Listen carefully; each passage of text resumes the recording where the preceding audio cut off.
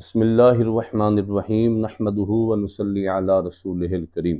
صحیح بخاری شریف کتاب الادب شریف باب نمبر 73 میں حدیث نمبر 6120 حدیث نمبر ہے، اذا لم تستحی فاصنع ما شئت، کہ جب تیری حیا ختم ہو جائے پھر تو جو چاہے کر، کیونکہ الحیاء من الایمان، حیا ایمان کا حصہ ہے۔ آئیے مرزا جہلمی کی ایک جہالت اور گستاخی کو ملاحظہ کیجئے، اس کے بعد انشاءاللہ اس کی بات پہ ہم تبصرہ کریں گے۔ لیکن بعض اوقات ایسے نام ہیں ان کا مطلب آپ کو پتہ چل جائے تو پھر نام رکھنے کا دل نہیں کرتا، اگرچہ وہ جائز ہوتا ہے اس کلچر میں۔ عرض کر دیں، چلے اشارتاً عرض کرتے ہیں، یہ جو معاویہ نام ہے نا، اس کا مطلب انتہائی خطرناک ہے۔ بسم اللہ الرحمن الرحیم۔ بخاری شریف کی کتاب الادب باب نمبر 73 حدیث نمبر 6120 میں سرکار دو عالم صلی اللہ علیہ وبارک وسلم کا فرمان ہے، اذا لم تستحی فاصنع ما شئت، کہ جب تیری حیا ختم ہو جائے تو جو چاہے کر، جو چاہے بول۔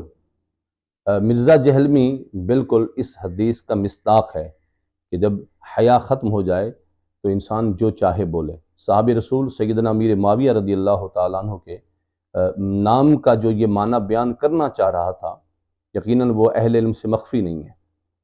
میں قرآن مجید فرقان حمید کی پارہ نمبر 3 سورہ آل عمران کی آیات نمبر 54 میں وَمَكَرُوا وَمَكَرَ اللَّهُ وَاللَّهُ خَيْرُ الْمَاكِرِينَ، اس میں مکر کا لفظ استعمال ہوا ہے۔ سامعین، یہاں کفار کے لیے مکر کا جمع کا صیغہ اور اللہ رب العزت کے لیے واحد کا صیغہ استعمال ہوا ہے۔ مکر کے لغت میں بے شمار معنی ہیں۔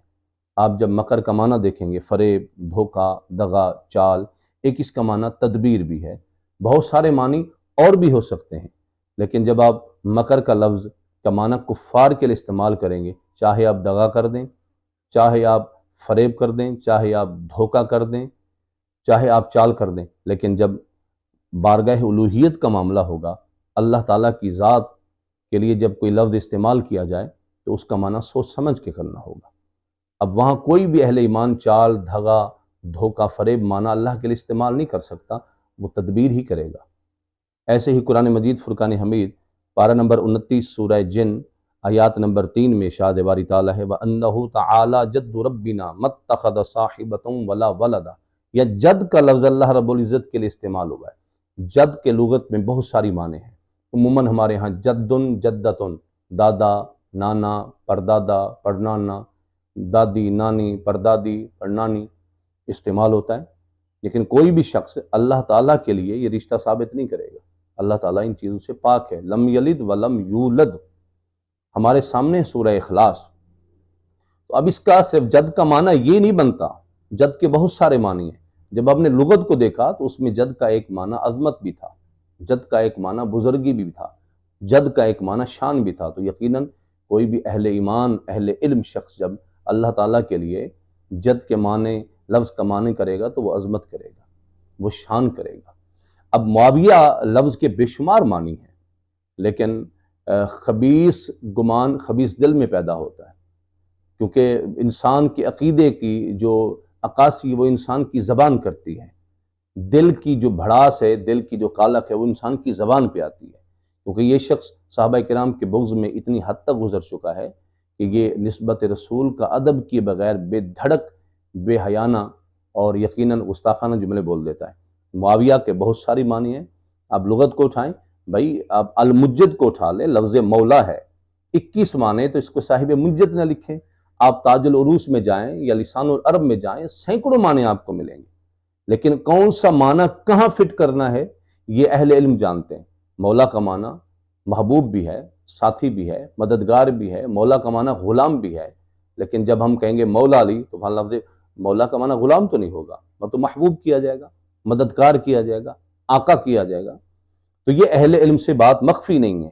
اب سیدنا امیر معاویہ رضی اللہ عنہ، کیونکہ عین واو یا حروف اصلیہ ہیں اور معاویہ باب مفعلہ سے ہے، اور اس کے بہت ساری معنی ہیں، جیسے کمان اور تلوار کو جھکانے والا بھی ایک معنی ہے، اس کا ایک معنی بہادر بھی ہے، ایک معنی بلند آواز والا بھی ہے، ایک معنی شیر کی گرج والا بھی ہے، ایک معنی فصاحت میں جواب دینے والا بھی ہے، اور ایک آدھ معنی برا بھی بن رہا ہے، تو ہم تو اہل ایمان ہیں، ہم کیوں لفظ معاویہ کا برا معنی کریں؟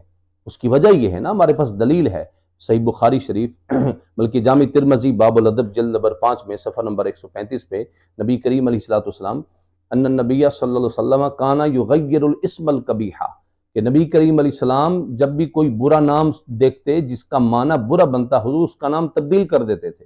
جیسے ایک خاتون تھی جس کا نام عاصیہ تھا، الف مد سے نہیں بلکہ وہ حمزے سے نہیں عین سے تھا، تو سرکار اس کا معنی بن رہا تھا گناہ گار، عورت گناہ گار، تو سرکار نے اس کا معنی بدل دیا، اس کا معنی رکھا جمیلہ۔ ایک شخص کا معنی حزن تھا جس کا معنی غم بنتا ہے، سخت بنتا ہے، سرکار نے اس کا معنی سہل رکھ دیا۔ بھائی لفظ معاویہ کا معنی اگر برا بنتا تھا تو کیا معاذ اللہ یہ جہلمی ٹولہ جانتا ہے؟ سرکار معاذ اللہ نہیں جانتے تھے؟ اللہ اکبر کبیرہ، کیا یہ بدبختی جانتا تھا کہ لفظ معاویہ کا غلط معنی بنتا ہے؟ نہیں، یہ اس کی جہالت بولتی ہے، کیونکہ یہ ابتدائی علوم سے آ رہی ہے، اس کو کسی لفظ کے حروف اصلیہ کا پتہ ہی نہیں ہوگا، ابواب کا ہی پتہ نہیں ہوگا، اس نے کبھی صرف نحو پڑھی نہیں۔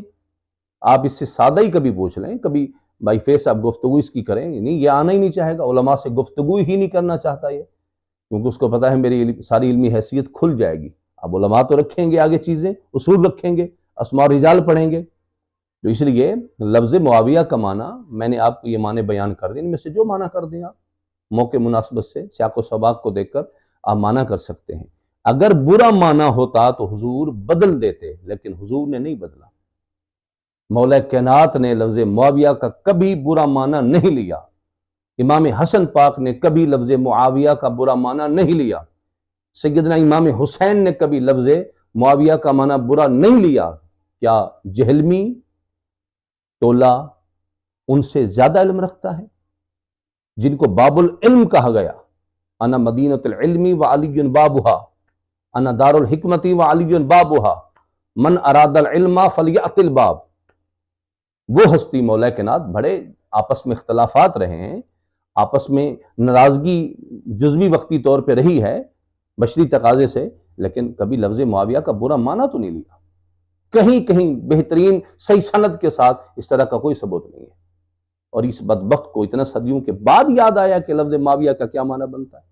ڈوب مرنے کا مقام ہے۔ ابن حجر اسقلانی نے، میرے پاس تہذیب و تہذیب شریف ہے، اور یہاں ابن حجر اسقلانی نے 6 جلد کے اندر 25 راویان لکھے ہیں، 25 راوی جن کا نام معاویہ ہے، ان میں کئی صحابہ بھی ہیں، 25۔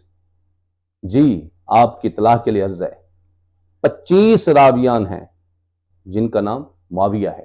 وابج وقار، تو انسان کو سوچنا چاہیے اور اس طرح کی گفتگو نہیں کرنی چاہیے۔ یہ جملہ اکثر بولتے ہیں نا کہ فلاں جیسا تو ہے کوئی نہیں، تے فلاں تے شے کوئی نہیں۔ اب میں نہ جمیع صحابہ کو شامل کر رہا ہوں، نہ مولا کائنات کی ذات کو شامل کر رہا ہوں، نہ انبیاء کرام، تو ویسے ہی ان کا مقام جدا ہے، اس لیے میں یہ جملہ ضرور کہوں گا، اسی کا جملہ اسی کے منہ پہ لگنا چاہیے، اس کے ماننے والوں پہ، کہ حضرت معاویہ جیسا تے ہے کوئی نہیں، تے جہلمی ٹولہ شے کوئی نہیں۔ آخر دعوانا